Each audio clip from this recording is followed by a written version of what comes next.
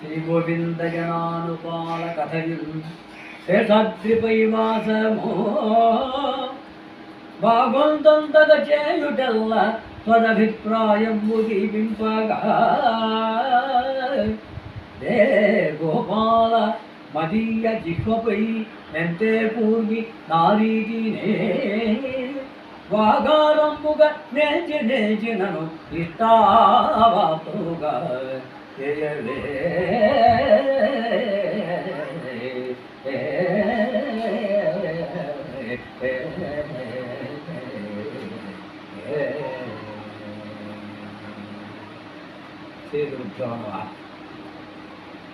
కూచిపూడి నాట్యంలో యక్షగానాలని, నృత్య నాటకాలని, కలాపాలని, కేళికలని, ఇంకా చెప్పాలంటే ఇవన్నీ వీధిలో 4 వీధుల మధ్యలో చేయటం పూర్వం ఉండేది. అదే వీధి నాటకాలు అంటారు, వీధి భాగవతులు కూడా అంటారు. కూచిపూడి భాగవతుల్లో ఎందుకు అన్నారంటే భగవంతుడి యొక్క కథలని నృత్యంతో, గానంతో, అభినయంతో ప్రచారం చేస్తూ చక్కగా ప్రదర్శిస్తూ ఆ భగవంతుడి యొక్క ఆయా దేవతల యొక్క వేషాలు వేసుకుని సాక్షాత్తు దేవతలాగానే ఉండేట్టుగా తను చక్కగా ఆహార్యాన్ని ఏర్పరచుకుని అలాగే చక్కటి వచనాలతో సాంప్రదాయ సంగీతంతో తాళయుక్తంగా సందర్భోచితంగా ఆ పాత్రకు తగ్గట్టుగా గానాన్ని పాడుతూ ఆ పాత్రకు తగ్గట్టుగా రాగాన్ని తీసుకుని దానికి తగ్గట్టుగా లయకు సంబంధించినటువంటి ఆ యొక్క తాళాన్ని తీసుకొని చేయించడం కూచిపూడి భాగవతుల యొక్క ఒక ప్రత్యేకత. మా పెద్దలు నాకు వాటి దగ్గర అందించారు. ఇందులో నవరసాలు ఉంటాయి, 9 రసాలతో కూడుకుంటాయి. ముఖ్యంగా చెప్పాలంటే కూచిపూడి నాటకాల్లో ప్రత్యేకమైనటువంటి యక్షగానం భక్త ప్రహ్లాదాన్ని పెద్దలు చెప్తుంటారు. అది అందులో నా అదృష్టవశాత్తు నేను ప్రహ్లాదుడిగా వేయటం, మా పెద్దలు, మా గురువులు పద్మతి వేణుగోపాల కృష్ణ గారు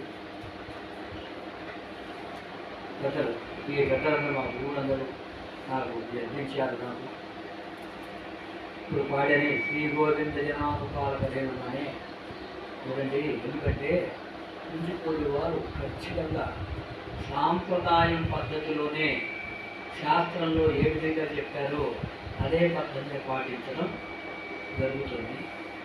ఎందుకంటే సంగీతంలో ఆది నాట అంచె-సొరటి అంటారు. నాట రాగంతో మొదలెట్టడం ఇది సాంప్రదాయం. నాటకం అంతా అయిపోయిన తర్వాత చివరిలో మంగళహారతి ఇచ్చేటప్పుడు సొరటి రాగంతో చక్కగా పాడటం అది ఆచారంగా అలా అయితే శుభదాయకం అవుతుందని ప్రదర్శిస్తూ ఉంటారు.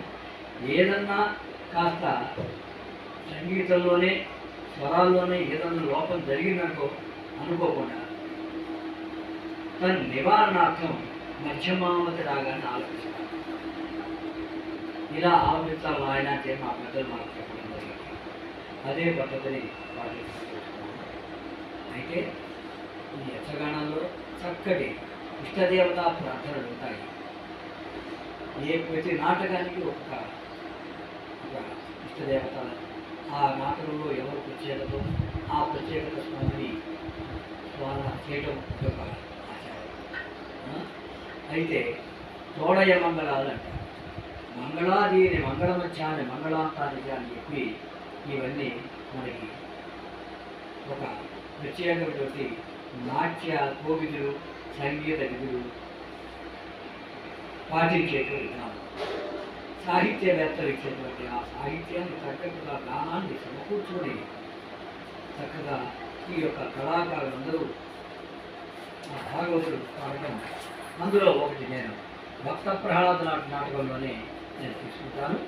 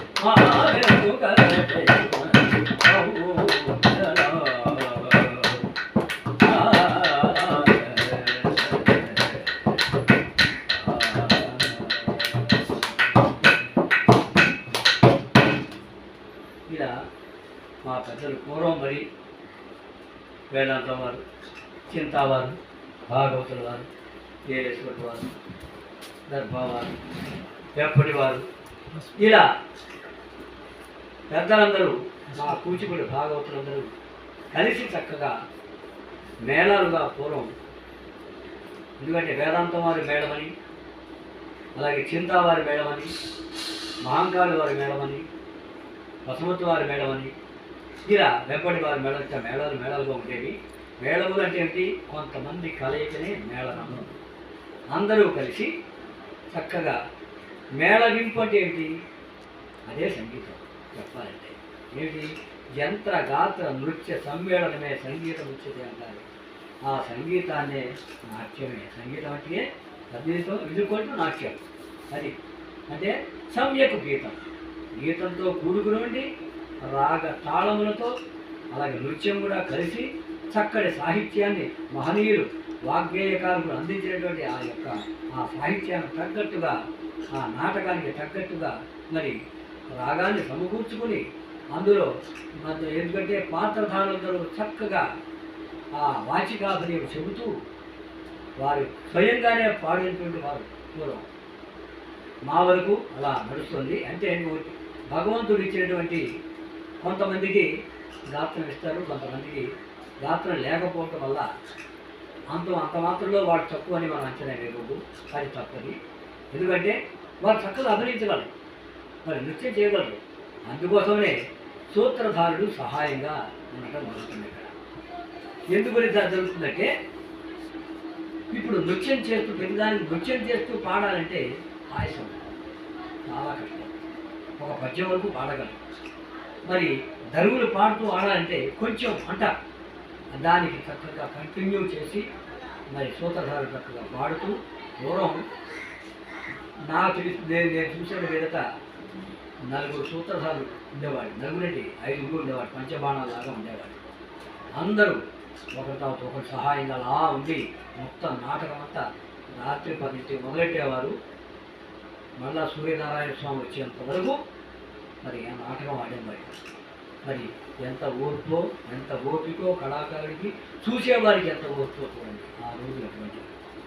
ఎందుకంటే నేను చూశాను, పెద్దవాళ్ళతో వెళ్ళటం జరిగింది. అప్పుడు నేను చిన్నపిల్లవాడిని. అయితే అంత ఇదిగా ఇప్పుడు చూసే ఓపిక లేదు. చేద్దామనుకున్నా కూడా చేసే కొన్ని సహాయకారులు లేకపోవడం కూడా నిజంగా అది ఆ భగవంతుడు మళ్ళీ అన్నీ కల్పించాలని అనుకుంటున్నాను. ఎందుకంటే శక్తి కావాలి, పుష్టి కావాలి. కవిత భరిత లత రాజాశ్రయం లేనిదే ఎదగో అంటారు. ఆశ్రయం ఉంటేనే, దోషములు ఉంటేనే నలుగురు పిలిచి అయ్యా భాగవతం మీరు కూర్చుకునే భాగవతం మా యొక్క రాముని సన్నిధిలో, అమ్మవారి సన్నిధిలో, లేకపోతే శివుని సన్నిధిలో ప్రదర్శించండి అని ఆహ్వానాలు రావాలి. అదే కాకుండా శ్రీమంతం దగ్గర నుంచి మరి అన్నప్రాసన దగ్గర నుంచి మరి భారతాల దగ్గర నుంచి పూర్వం అన్నింటిలోనూ ఏ శుభకార్యాలున్నా కూడా ఆహ్వానించేవారు. కానీ ఇప్పుడు పరిస్థితి ఏంటంటే ఆహ్వానం లేకపోలేదు. ఏదో చెదురు మదురుగా ఉంటున్నాయి తప్ప వేరంటే అందరూ చాలా వరకు ఏమనుకోవద్దు, టీవీకి అలా అతుక్కుపోతున్నారు పరిస్థితి.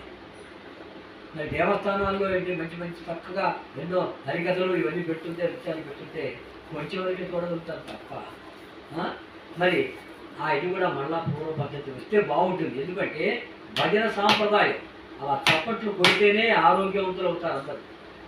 ఎదుట ప్రదర్శించే వారిని చూసి ఆనందపడి అప్రిషియేట్ చేయడం అంటారు. ఆహా అని ఇలా కొట్టారనుకోండి, వారు చప్పట్లు కొట్టిన వారి యొక్క ఆరోగ్యం కూడా బాగుంటుంది. ఆ చప్పట్లు కొట్టడం వల్ల ఈ కళాకారుడు సంతోషపడటం వల్ల ఎప్పుడు మనసు ఆనందంగా ఉంటుంది, వారు కూడా ఆరోగ్యంగా ఉంటారు. ముందే అసలు నిజంగా ఆరోగ్యమే మహాభాగ్యం. ఈ ఆరోగ్యం కల్పించడం కోసమనే భగవంతుడు మనకు నాట్యాన్ని ఏర్పరిచారు. నాట్యంలో లేదంటూ లేదు, అనంతం. చెప్పాలంటే ఇక నాట్యశాస్త్రం గురించి కొద్దిగా చెప్పుకున్నామా. వీరేశ్వర గారు, వెంకటేశ్వరమ్మ కూడా వచ్చారు, అలాగే రాధమ్మ కూడా వచ్చింది, అలాగే బసవంతు వారి యొక్క కుమారుడు వచ్చాడు, మనవాడు, ఇంకా చాలామంది. అందరూ తెలుసుకోవాలి విషయం అంతా. అయితే ఒక కూచిపూడి భాగవతులకే పరిమితం కాకుండా అందరికీ అందించాలని ఉద్దేశంతోనే పూర్వం మా పెద్దలందరూ అంతటా ప్రదర్శించుకుంటూ వచ్చారు.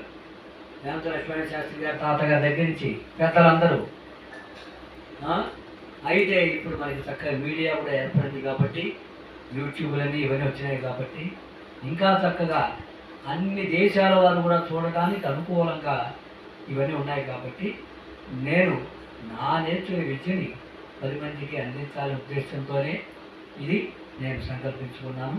ఇది భగవత్ సంకల్పం. నిజంగా చెప్ప భగవంతుడిని అదే అనిపించాను అనుకుంటాను. మంచి ప్రేక్షకులు కూడా నాకు దొరకడం వల్ల ఎక్కడికి వెళ్ళినా వారందరూ నన్ను చక్కగా ఆనందంగా నన్ను ఆశీర్వదించడం వల్ల పెద్దలందరూ ఇంకా ఎంతమందో చాలామంది నేనంటే ఉత్సాహంగా ఉండటం వల్ల వారందరూ కోరిన మీదట కూడా కొంత ఈ పని చేయడం జరుగుతుంది. అది అయితే ఇప్పుడు మనం తోడయ మంగళాల గురించి చెప్పుకున్నాం కదా. మనం తోడయ మంగళాలు అంటే ఇప్పుడు చూడండి ఎన్ని రకాలుగా రాగాలు మారినాయి, చక్కగా తాళాలు మారినాయి.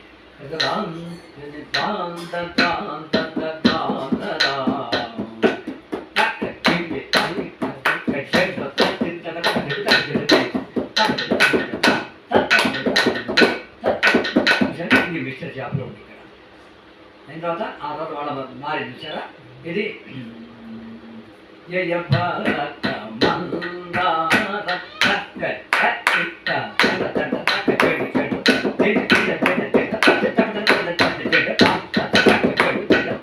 అలా ఇది కండ చూసారా మా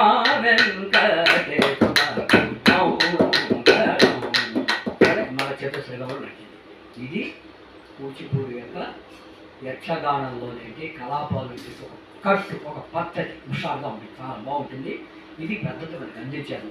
అది నేను 10 మందికి చూపించాలని ఉద్దేశిస్తాను. ఎందుకంటే ప్రతి చోట నాటకానికి వెళ్ళలేకపోతున్నాం. ప్రదర్శించేవాళ్ళు కూడా ప్రదర్శింపడానికి పిలిచేవాళ్ళు కూడా చాలా తక్కువ ఉండటంతో అసలు ఈ యొక్క రుచి మీకు చూపించాలంటే మీకు చెప్పడం జరుగుతుంది. ఇది చూసిన మీదట మరి కూచిపూడి భాగవతులు ఆదరిస్తారని, కూచిపూడి భాగవతుల యొక్క మనస్సు చాలా హాయిగా ఉందనుకోండి, పిలిచిన వారి గురించి కూడా మంచిగా ఆహా ఫలాని వారండి అని చెప్పి పెద్దవాళ్ళతో ఆశీర్వదం జరుగుతుంది. అందరూ పుష్కలంగా ఉండడానికి అవకాశం ఉంటుంది. మన యొక్క భారతీయ సాంప్రదాయాన్ని మనం నిలుపుకుందాం. మరి అయితే నాట్యశాస్త్రం గురించి కొద్దిగా అంటే దీంట్లో 11 అంగాలు ఉన్నారు. ఆ 11 అంగాలు ఆయన మహాత్యాడు ఏంటంటే రసా భావా అభినయా ధర్మీ వృత్తి ప్రవృత్తయ సిద్ధిస్వరా తథాతోజ్యం గానం రంగశ్చ సంగ్రహ అన్నారండి. అంటే రసములు ముఖ్యం. అంటే ఏమిటి? ఎదుటి వాడు ఆనందపడాలి. ఆహా అలాగా అని అదే రసం ఉంటారు దాన్ని. తర్వాత భావము మనస్సులో కలుగుతుంది వాళ్ళకి. అప్పుడు వ్యక్తమయ్యి అప్పుడు ఎందుకంటే ప్రేక్షకులు కూడా అభినయిస్తారు. ఇందని చెప్పాలంటే ఎదురుగా ఈ యొక్క కళాకారులు ప్రదర్శించడాన్ని చూసిన మీద రసోత్పత్తి అక్కడ కలుగుతుంది. చూడండి, ధర్ములు వృత్తులు అంటే ధర్ములు ఏంటి? లోకధర్మి నాట్యధర్మి అని అంటారు. 2 రకాలు. వృత్తులు అంటే వర్త ఇది వృత్తి అన్నారు. అంటే ఏంటి? ఇది రచనకు సంబంధించింది. ఆరభటి చేయవ అంటారు కదా. ఆవంతి దాక్షిణాత్యంచ తథాచే ఓఢ్రమాగది పాంచాల మధ్యమాచేతి విజయాసం అవి ప్రవృత్తులు అంటారు. వృత్తులు అంటే భారతీ సాంస్కృతిక చేయవ కైసిక్యారభటి కథ చతస్సులో వృత్తయోగేతే యాతనాట్యం ప్రతిష్ఠితం. ఈ వృత్తులు ఇవన్నీ ఏంటి? రచనకు సంబంధించి. మరి మహానుభావులు అదే రాసిన దాని చక్క సంగీతాన్ని సమకూర్చి మనం నిత్యం చేస్తుంటే ప్రజలు ఆనందపడిపోతారు. ప్రజలే కాదు, భగవంతుడు సంతోషిస్తాడు ముందు. అసలు ఎత్ర ఎత్ర యోగి ఎత్ర ఎత్ర ఎత్ర ఎత్ర రఘునాథ కీర్తనం తత్ర తత్ర కృతమస్తకాంజనం బాష్పవారి పరిపూర్ణరోజనం వారి సమతరక్ష సంతం అంటారు. ఆ సాక్షాత్తు ఆంజనేయ స్వామి అక్కడ వచ్చి కూర్చుంటాట. ఆనందంగా కూర్చుని ఈ యొక్క రామగానాన్ని చేస్తుంటే నృత్యం చేస్తుంటే అది ఆనందపడిపోయి ఆహాహా అని ఆయన యొక్క ఆసక్తులు కూడా మనకి ఉంటాయి. నిజంగా చెప్పాలంటే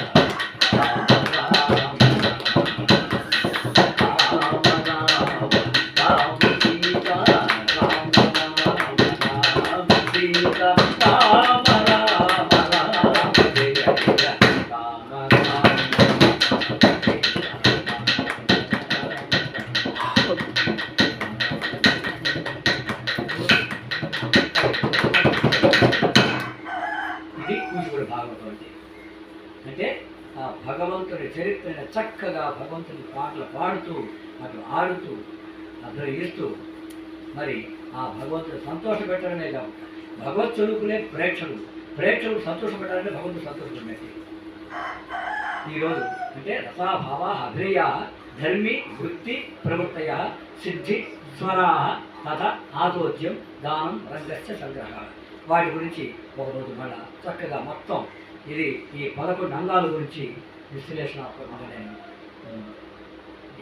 యూట్యూబ్ ద్వారా 10 మందికి నేను తెలిసింది నాకు తెలిసింది అందరికీ మళ్ళా పెద్దలందరూ కొంతమంది తెలుగులో చదవడం కోసమని బిడ్డలకి అందరికీ తెలియాలని ఉద్దేశంతోనే ఈ పని చేస్తున్నాను.